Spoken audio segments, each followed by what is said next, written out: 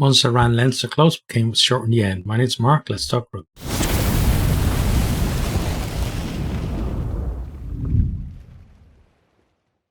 Munster are feeling confident at the start of this one. They come in on some okay form, especially compared to the way they're playing at the start of the season. Just before the international break, you could see that there were some shoots there of some improvement. Then the win against South Africa 15 really gave them a boost, and they were building, through the weeks, through Europe as well. But in this one, they found their match really in this one. So both teams start off pretty good pace and, great intensity at the breakdown as well. Most breakdowns were a fight to retain possession or turn it over. We start then with Munster getting pinged for not rolling away, and Ross Byrne pops it over 3-0 from the tee for Leinster. There's a great atmosphere in Thomond Park for this one as well. The crowd were really up for it, and they were really trying to drive Munster on throughout the game. Munster had a period after Leinster took the lead where they were holding onto the ball, they're going through the phases, but Leinster's defence was pretty solid.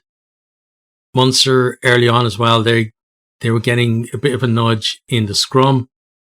Actually, one of the early scrums, they got the nudge on, but they were penalised for collapsing, and Leinster kick up the line, and then we have an early flashpoint between Amani and Deegan, where basically Deegan was on the ground and Amani was kind of straddled him, and then Deegan stood up and Amani flips over onto his back, and then the referee just tells Amani he's entitled to stand up. You can see, this is going to be spicy.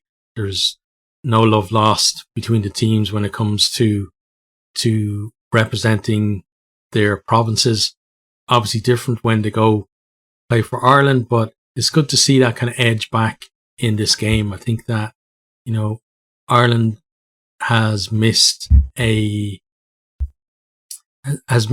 Munster being a force really in the URC and in European rugby. So nice to see that between them. Like, it's not like, it was kind of handbags ensued after that.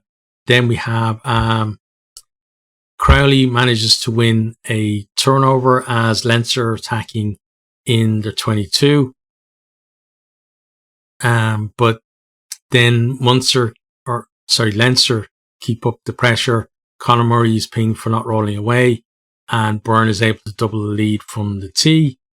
But no real penetration from either team. Like, defences are on top. We're seeing some kicking as well out of hand and really kind of testing the back three. Munster then win a scrum penalty. Porter is not driving straight.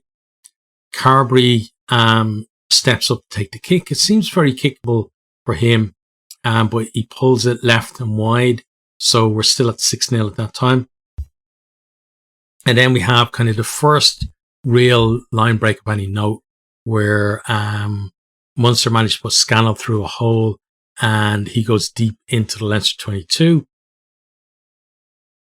And then Munster recycling the ball. Coombs manages to get over after, like, as I said, they were kind of sustained pressure on the line. They were picking and going. And I mentioned it before, like, Coombs just has that knack of being able to get that final meter and get over the line and score. It is checked by the TMO just to confirm that he didn't drop the ball as he grounded it. Everything was fine. Converted by Carberry. Munster in the lead 7-6. And you can see that they're really up for this. Crowd are making even more noise than they were at the start of the game. And at that point in the game, Munster is just winning all the little battles. Like, it's nothing major. They're not kind of lording it over Leinster or anything like that. It's just that they're making the little 50-50s go their way. And as I said, you can see that the crowd and the players are really up for this game. We then, though, have a Scannell error from the line-out. He basically overthrows into the hands of Sheehan, and Leinster have a chance in the Munster 22, but Peter O'Mahony is there and he's able to get in over the ball and turn it over.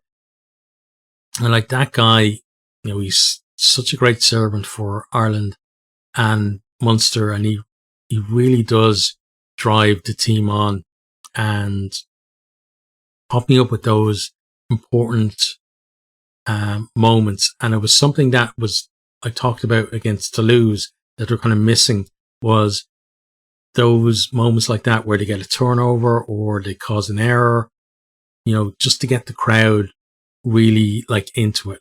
And they were doing that at that point in the game.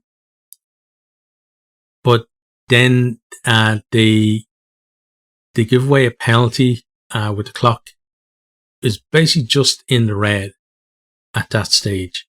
And they were basically, Munster were off their feet at the breakdown, and Byrne steps up with this one.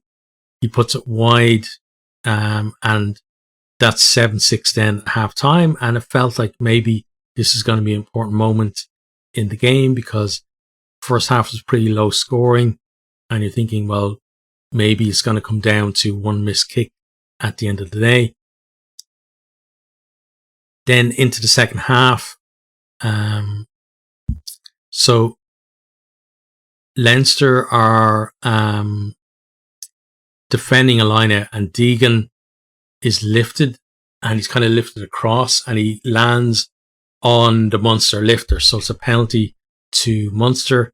They kick up the line and they go for the driven line out, and Leinster get in and disrupt it, but referee decides that it's illegal and awards a penalty try to Munster. So we're at 14-6 at that point, and it's really looking good for Munster. Deegan is yellow carded for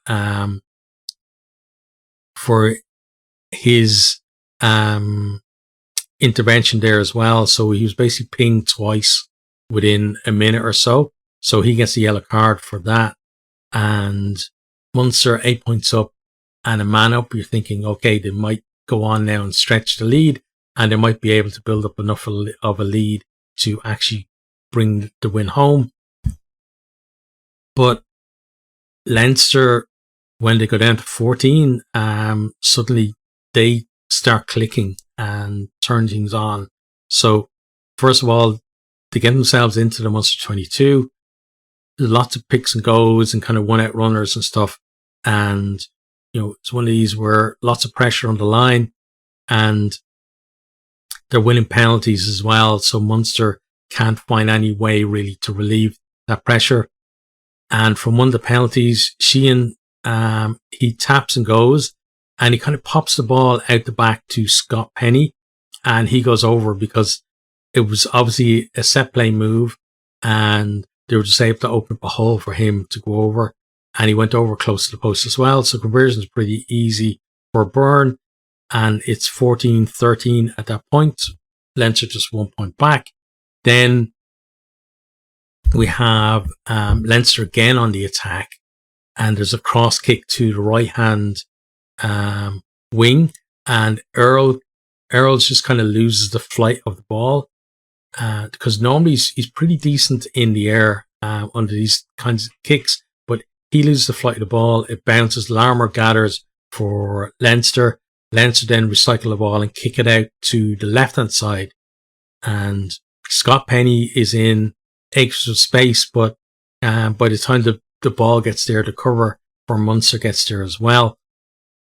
But Munster pinged for not rolling away, and again there's a tap from Leinster. Sheehan taps it, but he goes over himself, and he's another one similar to Coombs who just has that ability to get over in that last kind of meter or two where, the last ditch defense is there. He just has the power to be able to get over. And that is converted. Leinster hit the front 20-14. And shortly after then, Leinster are back to 15, but they've scored 2 converted tries in the yellow card period for them. So really, really stamping their authority really on things there and showing that, Munster have still got a ways to go if they're going to actually beat them. Because, as I said, when Deegan went off, I thought Munster were going to take control of the game, but it was actually Leinster who took complete control of the game at that point. We then have Munster, though, with both teams at 15, start applying pressure of their own. They're close to the Leinster line. Leinster are able to force a knock on with some really sturdy defence, and then they're able to clear, but not like up to about halfway or so. And then we have Leinster have the ball, they're on attack, but Barron is able to get in and strip the ball to tackle and gets it back on the Munster side. Then Casey kicks a brilliant 50-22 for them to get some territory for Munster. And again, then we have another period of Munster pressure. They're close to the line, and this time, compared to the last time where Leinster were holding solid, Munster were it was taking kind of just an extra player now and again for Leinster to bring the ball carrier down, and they were a bigger threat to the line. So they end up sucking in defenders, and they create space out on the right wing. The ball is spun out there to Campbell. He goes over in the corner. The conversion is missed by Carberry, and we're at 2019 at that point. And then it swings again where we have Leinster with some decent play.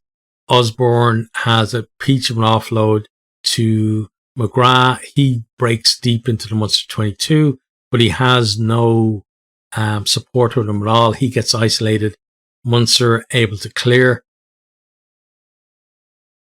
Then we have a great tackle by Nash, and then I think it was Nash. Yeah, Nash got back to cover McGrath. Then Campbell gets over the ball to win the turnover there. Then we have Larmour.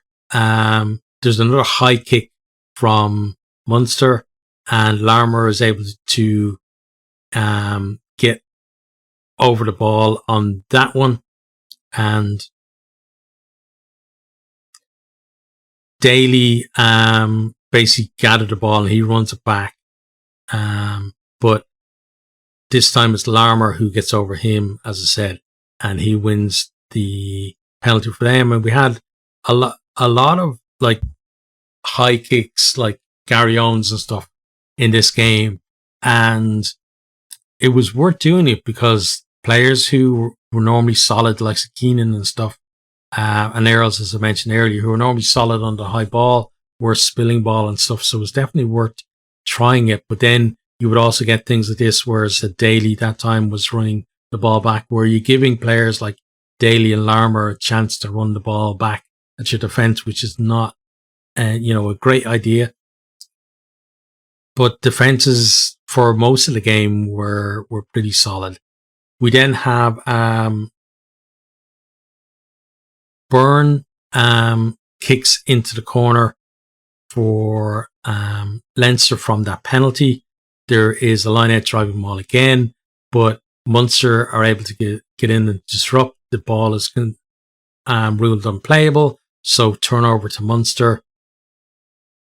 Leinster, though, keeping up the pressure to go into the corner again, and it feels like that stage Munster just can't get out of their own half, of their own 22, to actually get upfield and score the 3 points or the 5 points that they need to win the game.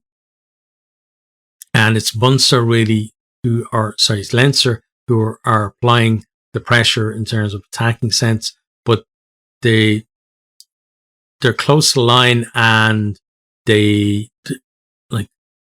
picking and driving, and it's running the clock down, and we're into the final minute, and it looks like maybe Leinster are gonna actually, put the icing on the cake and get another try, and potentially if they convert, they could even deny Munster the losing bonus point, but they knock on, so Munster have one last chance to go up the field, but they've got to do it from their own line. And they're trying to do it. They're trying to spread the ball. You can see that if it was earlier in the game, there were definitely positions they were in where they would just kick the ball for territory, but they can't do that. As soon as Leinster get the ball, it's going to be over. But they don't really make all that much ground, and eventually they do knock on. Leinster get the win. It's a slim win, but it's still a win. And, this Munster team, they'll play worse than they did in this game, and they'll beat teams in the URC with a performance like that. But in this occasion, it wasn't enough for them to get over Leinster. It's been, I don't know how long it's been now since, 3 or 4 years since they've beaten Leinster now, at Thomond. And then, although this one was close, you can still see that there's still improvement there in this Munster team to come. They really have been building through the season, but it's probably going to be next season before we see how this Munster team is really shaping up. For Leinster, it's 10 out of 10, and they've had to dig in the last couple of games with the in the URC with Ulster, and then here against Munster as well. But they've been challenged, and they've come out the victor on both occasions.